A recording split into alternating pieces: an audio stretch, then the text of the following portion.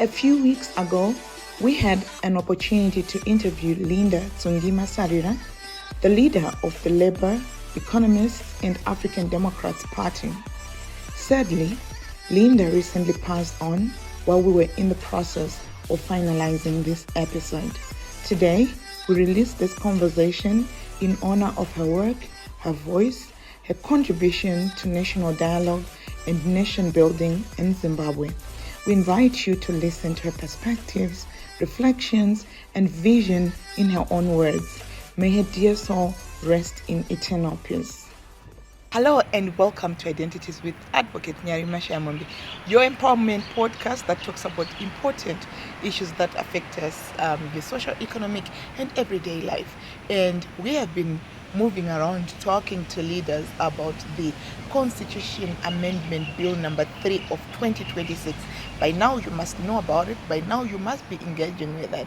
And we would love to know what you're thinking about it. But today I am so grateful and blessed to be flanked by one of Zimbabwe's amazing female leaders, Madam Linda Masarira. Welcome to the show. Thank you so much, Nyari, and well done for holding such an important conversation.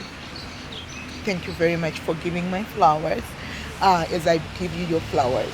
And Madam, Bill number 3, Amendment Bill number 3 of the Constitution, I doubt that there is any Zimbabweans who is supporting the Constitution Amendment number 3 in its totality, because it is impossible to support it in its totality. Yes, there are clauses that are actually beneficial to the opposition in courts, that are beneficial to ordinary Zimbabweans in courts, and clauses that are beneficial to the incumbent and government. So I think it is very important, as we try and dissect the amendment, to say, fine, we do not like the incumbent, because most people in the opposition do not like the incumbent, do not like ZANU-PF, do not like the government of the day. It's understandable. But when we're looking at major constitutional amendments, changes, we have to sober up, stop being reactionary, stop being emotional, and say these amendments are likely to go through whether we like it or not, because the ruling party is the government of the day and they command a 2/3 majority in parliament, and that's a given. So what is it that we're able to support and bargain so that it also benefits us in opposition, smaller parties, and the majority of other Zimbabweans who do not support the ruling party? Can I just take you back to something you've just said, to say the ruling party constitutes the third of the majority in parliament right now, and whether we like it or not, they may. Do we not have the constitution? Our lives dependent on members of parliament, or our lives depend on the constitution? And has the constitution been protected at this, or rather respected at this point? What is important is for Zimbabweans to also understand that it is not illegal to extend the number of years that a term can be from 5 years to 7 years. When we look at our constitution, it speaks about going for a referendum in section 328.6 when the terms are being increased or decreased. But when it is the number of years that are going to be extended, let's say from 5 years to 7 years, like what the current amendment seeks to do, it does not need a referendum. I'll proceed on why I think the extension of years is very important for us as Zimbabweans, not as LEAD, not as ZANU-PF, not as CCC. Zimbabwe has gone through vicious cycles of violence, of toxicity, of intolerance, and after every election cycle, Zimbabweans quickly go back into campaigning. There's no time for nation building. There's no time for fixing our health sector. There's no time for fixing our roads, water supply, etc., because everyone is in a constant mode of securing the seat in the next 5 years. So for me, it is very important for us to sober up and think about supporting, especially the term extension from 5 years to 7 years. I have a problem because I think it becomes a question of interpretation. You did say that it's not illegal to extend the term. I think there is some technicality there. There are people who believe that a term limit is fully explained in the constitution to say our current term limits as Zimbabweans is that we go to the vote every 5 years. And it defines what a term limit is. It says for it to be a term, it has to be 5 years. So that is the position of the constitution. And should that be needed to be changed, this is a fundamental part of citizens of Zimbabwe. Should that change, the citizens must be in agreement. That's number one. Just to touch also on number two, where you then said that you spoke about violence being one of the reasons why we shouldn't be in a constant election mode. Just coming back to the issue of elections and voting. It is a fundamental human right, and the state or the leadership must make it conducive. So we may not then say when we fail to set up to set up an environment that is conducive for elections, therefore we remove the right that we put in the constitution for people to exercise their right every 5 years. And then we say because we are failing to contain violence. In 2008, if I'm not wrong, a term was cut to 3 years because they wanted to incorporate. Which year was that? In 2008. A term was not completed because they changed to harmonized elections. And afterwards, we then went into a GNU, and no referendum was done, and no Zimbabwean was consulted on whether we wanted a GNU or not. And then, when we look at it in retrospect, in 2007, a team of 6 negotiators went and sat in the middle of Kariba Dam and created a draft of this so-called new constitution that we are now all crying foul about. At the end of the day, when we want to assert the rights that are rightfully ours on this constitution, I'm speaking as a person who voted no for the 2013 constitution. I didn't vote yes, because we also need to speak going back into history. The main reason why I voted no for this constitution is I never saw a draft. I did not know its contents because it was a politically elite document. And I know majority of Zimbabweans voted yes for it because they'd been coerced by their political parties. They never knew the actual contents of the constitution. That is why I'll look at you and tell you that you are saying that assertively that this is the people's constitution. But in reality, the 2013 amendment constitution is not a people's constitution. It was done by a team called COPAC after being given a draft from the Kariba draft in 2007 on what was supposed to be written there. The millions of Zimbabweans who voted yes for that document did not know what was inside. They were just told by their political parties that this is the right way to go.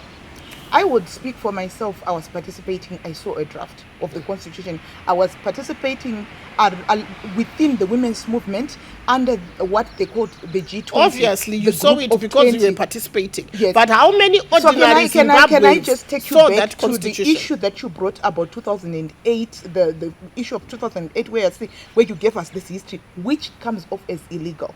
We are talking about a legal document that Zimbabweans, because just why are you saying 2008 was illegal? Because there was no process. There was no process. So we can't say because there was no referendum and then built on as a case in point for a constitution that you said as a leader, millions of Zimbabweans voted for. Who would you respect to say, we go by your story of saying 2007 a group of people went to Kariba. We don't know it, but majority. You don't know it. It's no. What I want to say is there is an authentic process that we went to vote for. Whether it was we exercise our right to say in our ignorance we choose to vote yes or no. It is our right, but we can then not say let's undo. Let me finish. We can then not say because we think that there was another draft. We exercised our right to say yes to this country. Millions did. Even if you think they voted wrong, but it's their right, the right to vote. Welcome to Identities with Nyari Mashayamombe, your empowerment podcast where we talk about social, economic, and everyday issues that affect us. At Identities Media, we tell human stories that respect the storyteller, honor the viewer, and help build a compassionate and informed society. Our work celebrates unsung heroes and community change makers are rising in the spirit of Ubuntu. As a producer and host, Nyari Mashayamombe brings her experience as a development practitioner, marketer, lawyer, storyteller, and filmmaker to ensure that every conversation is grounded, human, and deeply intentional. If you are an individual donor, a foundation, an NGO, or an institution that believes in uplifting marginalized voices, we invite you to financially support this storytelling journey. Your contribution helps us document human stories that shape policy, inspire action, and strengthen communities. We also welcome corporates, NGOs, and institutions to partner with us by sponsoring episodes or seasons, commissioning stories of change, or collaborating on documentaries, docuseries, films, and other impactful storytelling projects. You may also advertise on our platform. To donate, visit www.identitiesmedia.com. To partner or sponsor, contact us through the email and number on the screen. Identities with Nyari Mashayamombe, your empowerment podcast.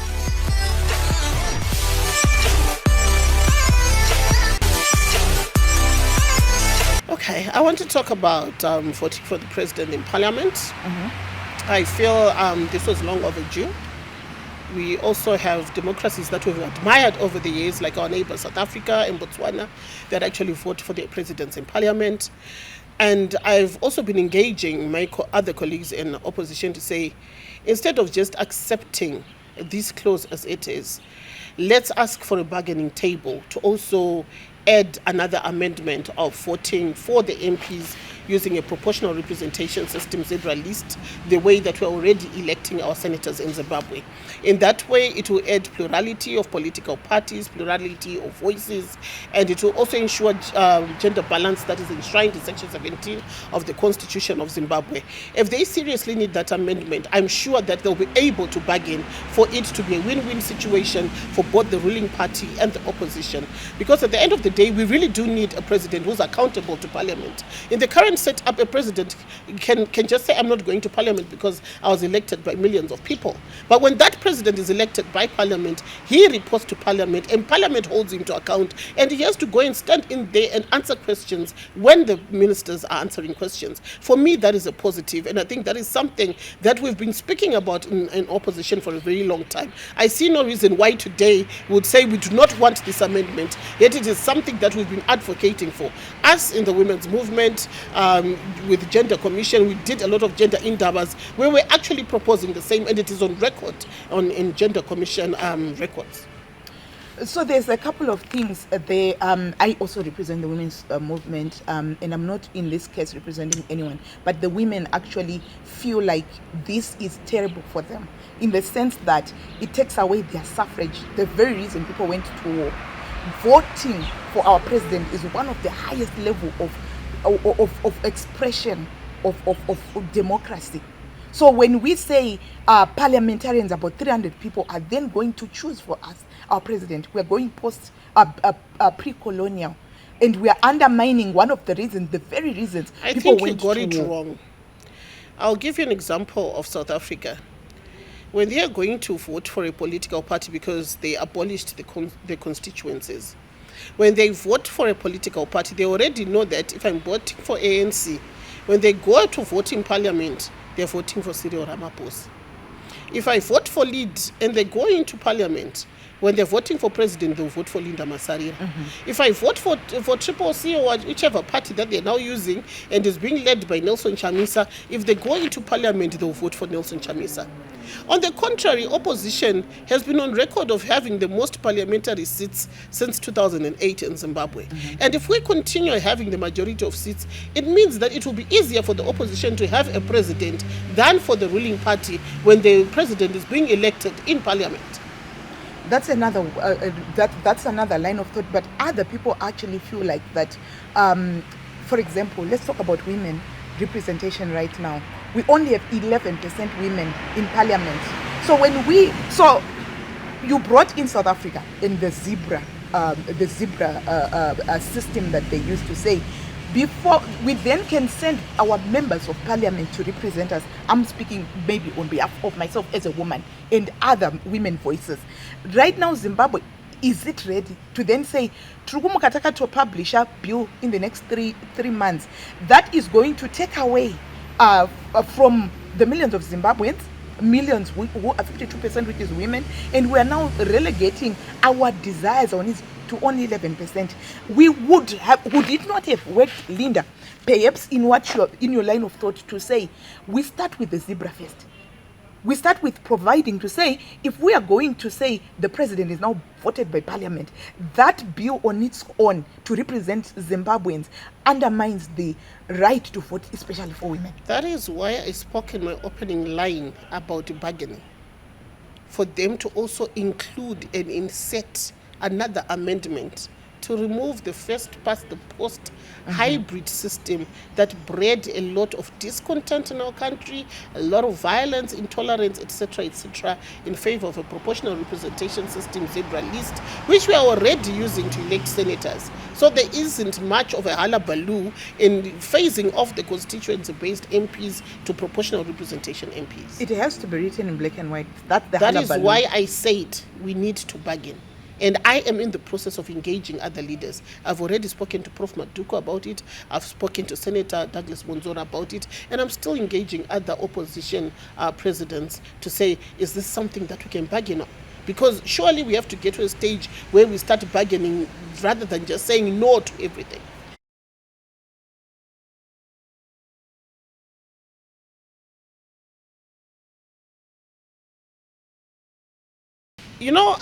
Allow me to play the devil's advocate here. You are speaking that the MPs have not engaged you. We can take a ZANU-PF MP here and they'll tell you that the people I represent said they want this amendment. We spoke. From their perspective in ZANU-PF, they are saying the members of ZANU-PF actually told us that they want the term extension to be what? To be extended.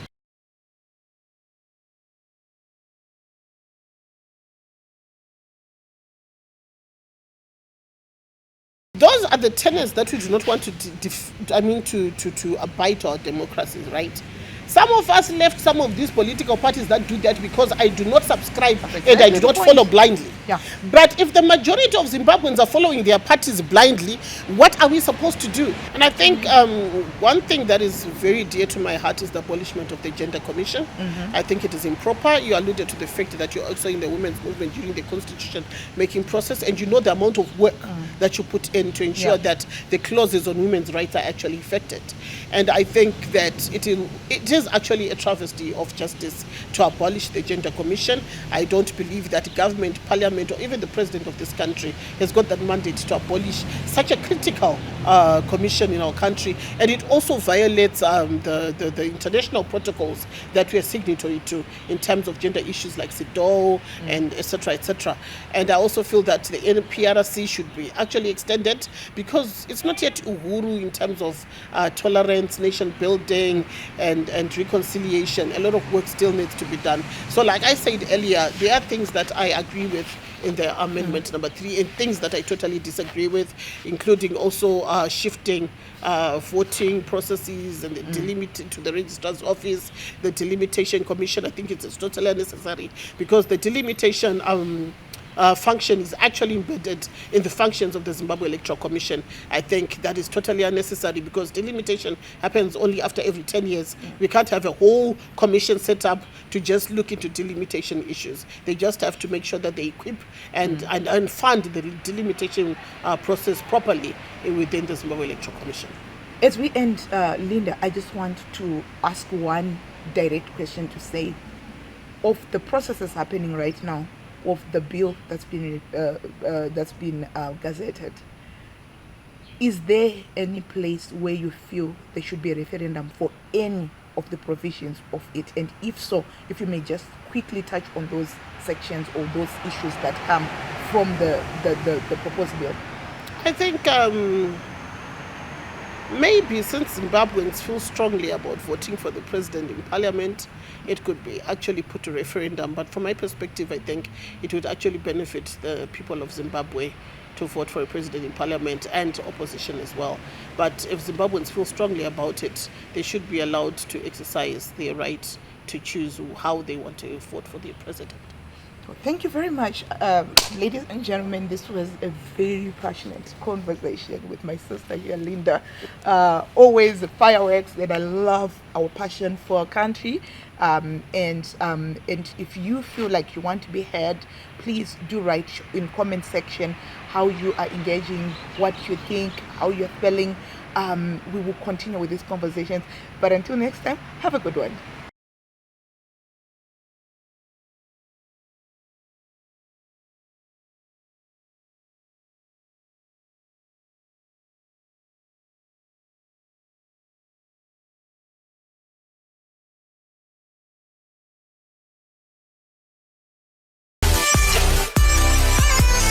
Welcome to Identities with Nyari Mashayamombe, your empowerment podcast where we talk about social, economic, and everyday issues that affect us.